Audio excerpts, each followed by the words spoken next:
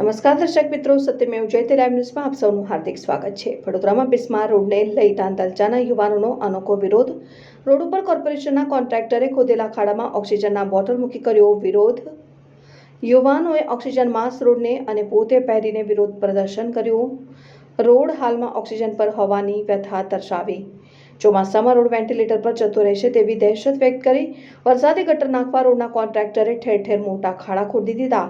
ખાડા ફરતે safety barricading sign board ન મૂકતા નાગરિકોને થઈ શકે છે અકસ્માત। તાંતલચાના યુવાન વસીમ શેખે કહ્યું, રોડની હાલત ખરાબ છે, કોન્ટ્રાક્ટર ખૂબ ધીમી કામગીરી કરે છે, રોડની હાલત ખરાબ છે તેવી અધિકારીઓની હાલત ખરાબ કરીશુંની ચીમકી પણ ઉચ્ચારી।